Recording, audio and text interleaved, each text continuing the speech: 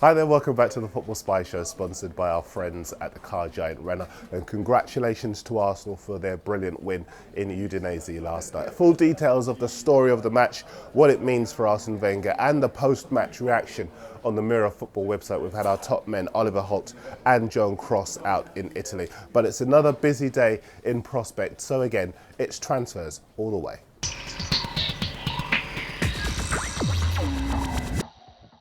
And I have to confess, one of the more outlandish rumours that we heard yesterday linked this player with a loan move to Tottenham. Instead, it's Arsenal that the Daily Mail say have signed, or have launched a bid, have launched a bid to sign Kaka from Real Madrid. He's 29, he's the former Brazilian World Player of the Year, and rather than loan him, Madrid want to get him off their books, say the Daily Mail. Presumably, just like Spurs are doing with Adebayor, a loan deal would have had to see Real and Arsenal doing a deal over the wages, but they want to get him off the books permanently. Now it remains whether Arsenal will go back in with an offer to buy him. The Mail say he'd cost at least £17.5 million. Elsewhere, the Guardian say the bid lodged by Chelsea yesterday for the Porto star Alvaro Pereira has failed, and that Chelsea are set to go back in again. They also say that Chelsea could sell Florian Malouda to Juventus now that they've signed Juan Mata on a 5-year deal. Go to the Mirror Football website for the continuing saga of Joey Barton's impending move to QPR. He's been hanging on for a contract offer from Newcastle, and that just hasn't come. Also in the Mirror, the Newcastle boss Alan Pardew is chasing the Inter Milan fullback David Santon. I'll be very impressed if they get him. He's a very good player indeed.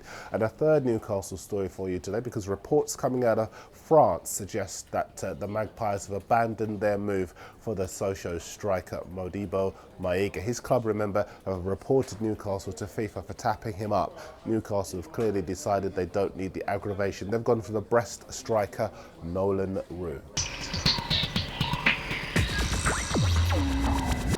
Now, some stuff you already know about. Samir Nasri is now a Manchester City player. He signs a 4-year deal at the Etihad Stadium. Samuel Eto'o, the striker, he's now the richest player in the world. He's officially a player of the Russian club Anzi Makakala, where he'll pick up £340,000 a week. Apparently it didn't take him too long to agree the personal terms. Two stories in the Mirror for you from Spurs. The first is that Harry Redknapp believes he can make the Liverpool midfielder Joe Cole great again. We told you about Redknapp's interest yesterday. Redknapp also says he's concerned that Luka Modric might be left pining for the Champions League if he stays at Tottenham beyond the transfer window closing. And Sydney FC, they've confirmed the signing of the Blackburn midfielder Brett Emerton on a 3-year deal. The 32-year-old will make his final appearance for the club against Everton on Saturday.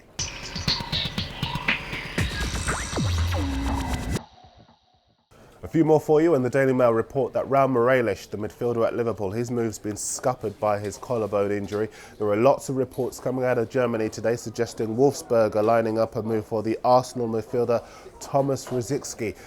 The Aston Villa boss Alex McLeish, she's ruled out selling any more players before the close of the transfer window. Southampton, Leicester, Nottingham Forest and West Ham all want to sign the Everton striker Jermaine Beckford, but he wants to stay at Premier League Everton.